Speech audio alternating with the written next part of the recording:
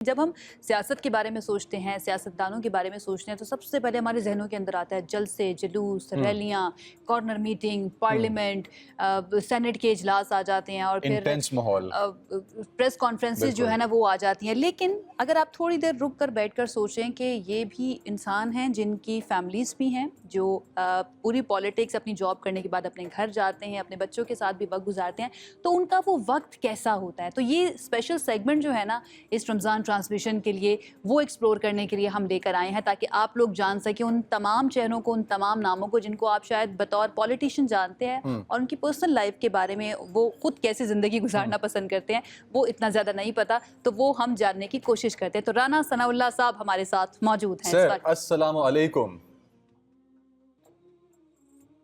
جی وعلیکم السلام.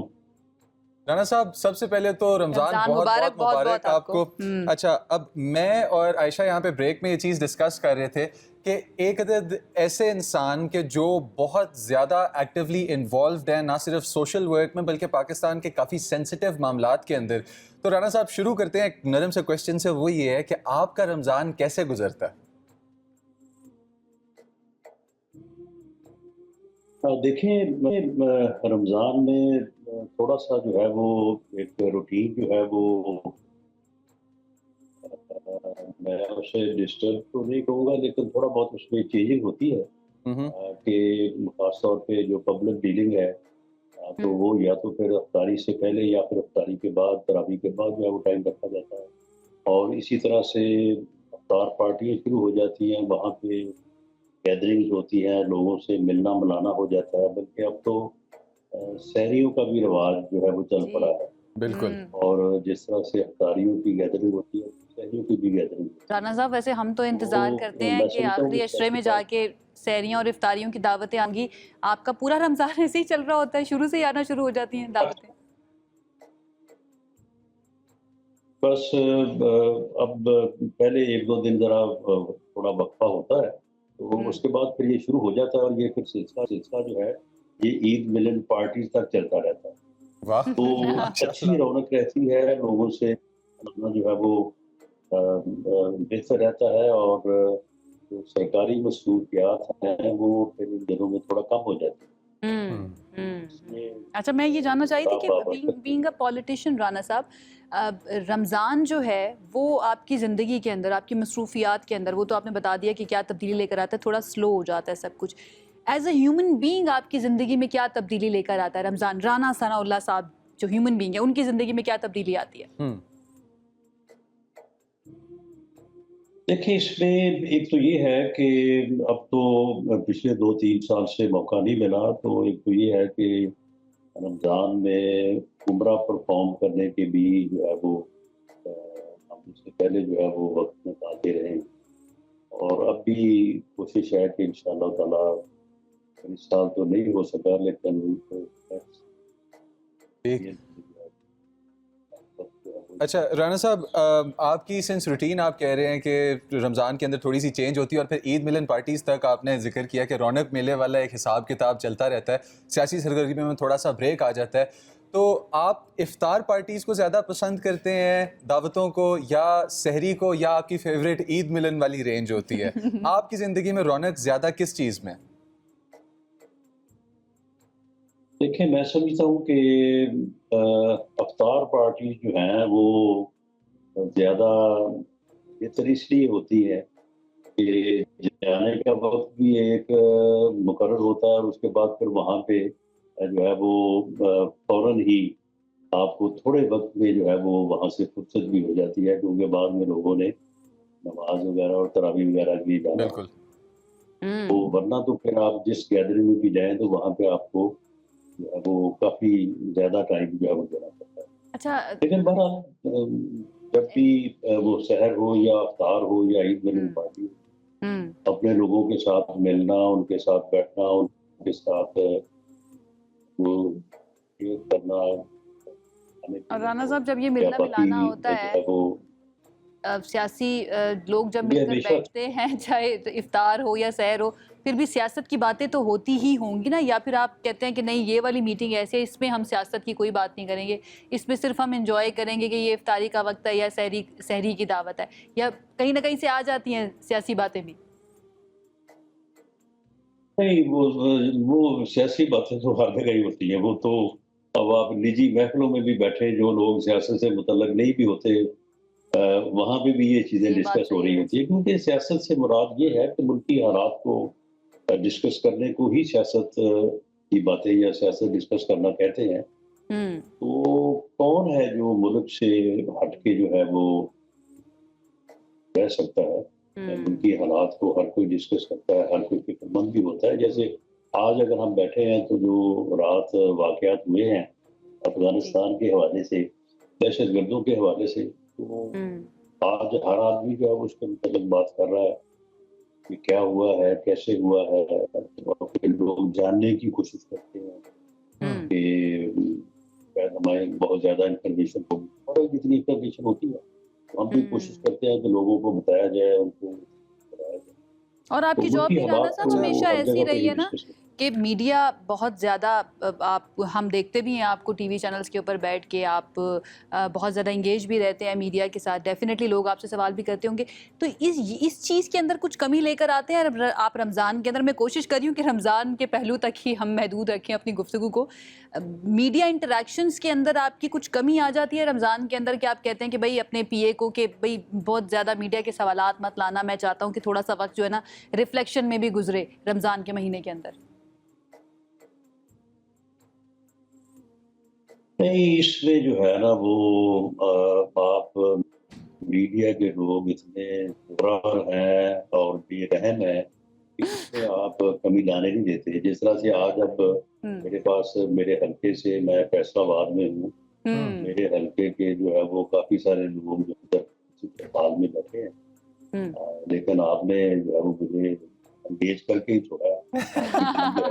آپ کل سے وقت نہیں دیتے نا تو رانا اس صاحب, لیے بڑی مشکل سے آپ نے ایک تو رانا وقت دیا ہے. صاحب مجھے نا ایک کوشچن آ رہا ہے زور سے, اور وہ یہ ہے کہ آپ نے بات کی کہ رمضان ہو یا رمضان سے باہر یا نجی محفلیں ہوں, سیاست ایک ایسی چیز ہے جو ڈسکس ہو کی رہتی ہے. اب میں تھورلی امپریسڈ آپ کی ایک ایبلٹی سے ہوں کہ جتنا مرضی کانفلکٹ والا ماحول ہو, آپ نے ہمیشہ بالکل کام اینڈ کنٹینڈ مینر میں ایڈریس کیا ہر چیز کو. تو ہماری ایج کے لڑکے جب سیاست ڈسکس کر رہے ہوتے ہیں تو اکثر اونچے آواز میں باتیں شروع ہو جاتی ہیں اور بڑے شارٹ ہیڈڈ جذباتی ہو جاتے ہیں. تو کیا آپ نے رمضان میں سیاست ڈسکس کرنے والے جوانوں کو زیادہ ہاٹ ہیڈڈ پایا ہے یا رمضان میں ٹھنڈے ہو کے بات کرتے ہیں اس چیز کے اچھا, بارے پہلے یہ پوچھتے تھے رانا صاحب, آپ خود ہاٹ ہیڈڈ تھے جب آپ ینگ تھے اور سیاست میں بڑے ایکٹیو تھے؟ نہیں, میں اس چیز کو شروع سے ہی سمجھتا ہوں کہ اگر آپ نے اپنی بات کسی کو سمجھانی ہے اس کے لیے آپ کو ایک ٹھہراؤ ہونا چاہیے. آپ جو ہے وہ بات کو سمجھیں اور اس کے بعد جو ہے وہ ایک بیلنسڈ اور ایک معنی روی کے رویے سے آپ جواب دیں تو وہ دوسرے سے زیادہ آ سکتا ہے. بالکل. اگر آپ شوق کریں اور دوسرے آدمی کو جو ہے وہ اپنی آواز سے مروب کرنے کی کوشش کریں تو لوگ پسند نہیں کرتے. اور یہ ہم دیکھتے بھی ہیں نا رانا صاحب, ایکچوئل میں ہمارے ارد گرد یہی ہوتا ہوا ہمیں نظر آ رہا ہوتا ہے کہ دلیل آپ کے پاس ہوتی نہیں ہے, آواز اونچی کر کے یہ سوچا جاتا ہے کہ بھئی آپ اگلے کو مروب کر لیں گے. اچھا رانا صاحب, ویسے تو سیاست کرنا مشکل نہیں ہے, اور پاکستان میں سیاست کرنا تو لگتا ہے کہ ویسے ہی بہت زیادہ مشکل ہے. بہت زیادہ فرنٹس ہوتے ہیں جن کے اوپر آپ کو لڑنا پڑتا ہے. کبھی زندگی میں کوئی ایسا موقع آیا جب رانا ثناء اللہ صاحب نے یہ سوچا ہو کہ بس کرتا ہوں سیاست کو, یا پھر فیملی کا پریشر آیا ہو؟ ہم جانتے ہیں کہ ماضی میں کچھ مشکل وقت گزرے رانا ثناء اللہ صاحب پر, جب اس طرح کے کیسز بنا دیے گئے جو ایسا سب کو پتہ چل رہا تھا کہ جھوٹے کیسز ہیں, بٹ آپ کو فیس کرنے پڑے, آپ نے ان کو فیس کیا بڑے ریزیلینس کے ساتھ. تو کوئی ایسا موقع آیا جب آپ نے سوچا کہ بس سیاست سے بس کر دینی چاہیے؟ پوری ریزیلینس کے ساتھ اور پوری کمٹمنٹ کے ساتھ اور ایسے موقع کے اوپر یہ سوچنا کہ آدمی وہ اچھے ہے,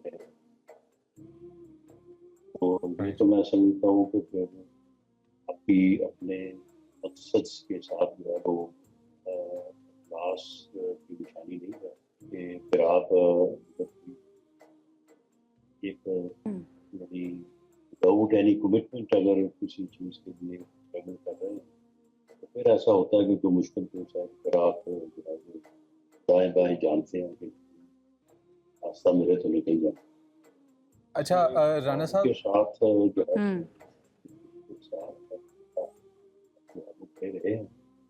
तो बाकी सियासत में अ, वो ऐसे मकसद या ऐसी सोच रखी नहीं है कि जिसके ऊपर कभी भी आदमी को जो है अब समझते हैं कि और लोगों की खिदमत करना, लोगों के काम आना राना जो साहब, है जहन में असल। क्या, ठीक है वो रेजिलियंस हमने देखी भी, और that is why you are sitting right now यहाँ पर बैठे हुए हैं, और मुस्लिम लीग नून जो है ना वो इस वक्त हुकूमत में भी है। लेकिन वो जो मुश्किल वक्त था उसमें जहन में क्या चलता था राना सनाउल्लाह साहब के, जब अकेले में वक्त गुजारते थे या फिर रात को सोने के लिए लेट थे, तो उस वक्त क्या जहन में आता था कि ये किस हद तक बर्दाश्त कर पाऊंगा, या फिर ये मुश्किल वक्त है, ये गुजर जाएगा? क्या चीज़ थी जो आपको विच केप्ट यू गोइंग?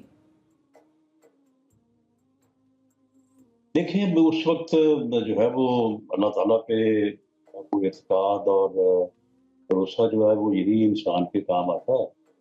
और उस वक्त पूरा यकीन था कि क्योंकि बेगुनाह हैं, बेकसूर हैं, और जो जो लोग ये बिला वजह जो है ये जुल्म और ज्यादती कर रहे हैं, तो न सिर्फ अल्लाह ताला इससे निजात देगा बल्कि इन लोगों का भी जो है वो अपने अंजाम को ये पहुंचेंगे। और जो गलत कर रहे हैं खुद अपनी इन गलतियों का एक दिन जो है वो शिकार होंगे।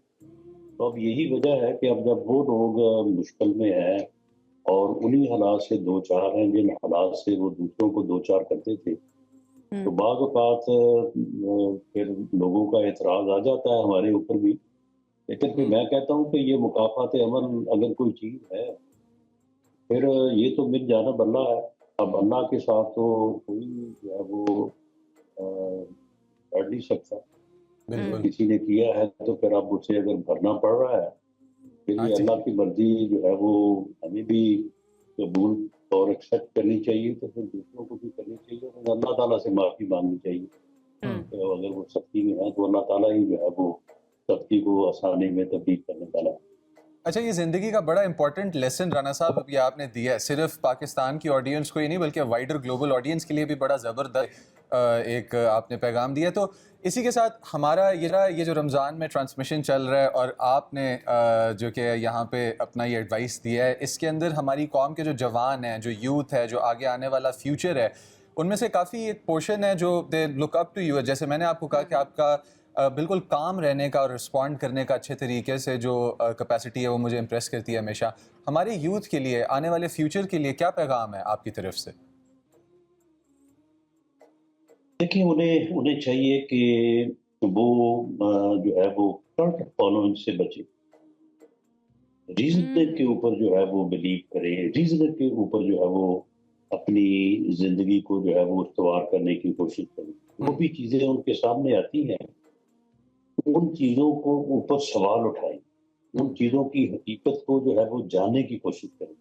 तो जब वो जानकर किसी के ऊपर यकीन करेंगे या अपनी ज़िंदगी का मकसद जो है वो उसके ऊपर इस्तवार करेंगे, उसमें उनमें कमिटमेंट भी ज़्यादा होगी और कामयाबी भी जो है वो होगी तो भरपूर होगी।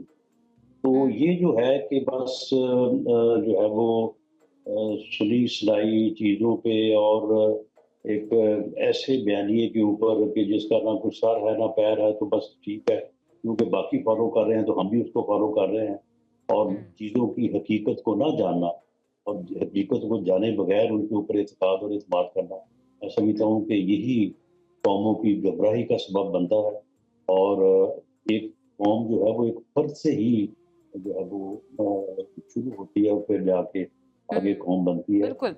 हमारे हर फ़र्द को जो है अपनी ज़िम्मेदारी जो है वो पहचाननी चाहिए और उसे अपनी जो है वो ज़िंदगी को आगे बढ़ाना चाहिए। बहुत बहुत अच्छी बिल्कुल, बात आपने की, बिल्कुल। और इख्तिलाफ़ राय को बर्दाश्त करने का मादा होना भी बहुत ज़्यादा बहुत ज़रूरी ज़रूरी है। है। टॉकिंग अबाउट इख्तिलाफ़, इससे पहले भी हम अपने बाकी गेस्ट्स के साथ ये इस तरह के सवालात कर चुके हैं। राना साहब, मुस्लिम लीग नून में इख्तिलाफ़ राय को बर्दाश्त किया जाता है? जी, बिल्कुल किया जाता है। इससे जो हमारे पार्टी लीडर हैं मियाँ नवाज़ शरीफ साहब, ان کا بڑا جو ہے وہ اشارے ہیں، وہ اسٹیمنا ہے، وہ باتوں کو سنتے بھی ہیں اور بہت کم جو ہے وہ جو ہے وہ یعنی رسپانس تو کبھی ان کا ہوتا ہی نہیں ہے. بالکل وہ باتوں کو سنتے ہیں اور جب ہماری پارٹی میٹنگ ہوتی ہے تو وہ تنقید بھی کرتے ہیں، وہ بھی اختلاف بھی کرتے ہیں. تو یہ ایک سلسلہ ایسا ہے کہ اختلاف رائے جو ہے، لیکن یہ یہاں پہ میں ضرور کہہ دوں کہ اختلاف رائے کا کوئی سلیقہ کوئی طریقہ ہونا چاہیے. بے شک اختلاف رائے سے یہ مراد نہیں ہے کہ آپ بے دوسرے شک کو we completely agree with you. بلکہ اگر آپ رانا صاحب ہمارے استاد احمد جاوید صاحب کہتے ہیں کہ ہمیں تو اختلاف کرنا بھی نہیں سکھایا جاتا، کہ اگر آپ کو اختلاف بھی کرنا ہے اس کا بھی ایک طریقہ کار ہوتا ہے کرنے کا. ڈیفینیٹلی آپ نے بہت اچھی بات کی کہ وہ سیکھنا چاہیے. ان دا اینڈ رانا صاحب میں چاہوں گی کہ وقت ہمارے پاس ہو گیا ہے ختم، تو یہ کامنٹ کر دیجئے یہ رویہ جو ہے میاں صاحب کا اختلاف رائے کو برداشت کرنے کا، یہ میاں شہباز شریف صاحب اور مریم نواز صاحبہ کا بھی ہے؟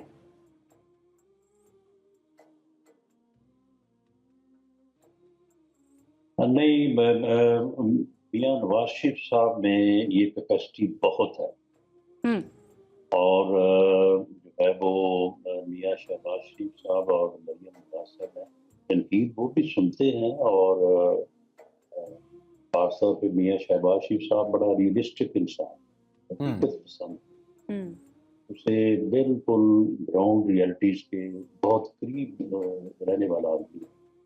تو وہ بھی سنتے ہیں. صاحبہ بھی والد سے جو ہے وہ اس چیز کو جو ہے وہ لیتی ہے، لیکن بہرحال جو کیپیسٹی میاں نواز شریف صاحب میں ہے وہ تو کسی اور میں نہیں ہے. لیکن بہرحال سبھی کو اپنی اس کیپیسٹی کو جو ہے وہ بڑھانا چاہیے، بڑی ضرورت ہے خاص طور پہ پاکستان کی طرف. بہت بہت اچھی آپ نے بات کی. And at the same time جتنی تیزی کے ساتھ تبدیلیاں آ رہی ہیں دنیا کے اندر، ڈیفینیٹلی ہماری پالیٹکس بھی افیکٹ ہو رہی ہے، تو ہم سب کو ہی تبدیل ہونے کی ضرورت ہے. آپ نے جو میسیجز آج دیے ہیں یہ رمضان میں ابھی تک کہ ہمارے پاس آنے والے میسیجز میں سے سب سے زیادہ لائٹ دینے والے میسیجز تھے. تھینک یو، آپ نے ہمیں جوائن کیا. تھینک یو ہماری ریکویسٹ پہ آپ نے ہمارے اس چینل پہ آ کے اپنے ویوز آپ نے ہمیں رانا صاحب آپ نے آگے بھی آتے رہنا ہے پلیز، آپ نے وقت ہمارے شو کو دیتے رہنا. بہت بہت شکریہ آپ کو، بہت اچھا لگا. میں رانا ثناء اللہ صاحب ہمارے ساتھ موجود تھے. ایک اور چیز میں بتا دوں کہ رانا ثناء اللہ صاحب صبح سے آگے کی تاریخ میں پہلی مرتبہ انہوں نے جوائن کیا ہے ہماری اس ٹرانسمیشن کو. جناب اسی طرح کے سیگمنٹس ہم آپ کے لیے لاتے رہیں گے، اچھے اچھے مہمانوں سے آپ کی ملاقات کرواتے رہیں گے. ایک بریک کی طرف چلتے ہیں، واپس آئیں گے تو بات کریں گے مزید. Stay with us.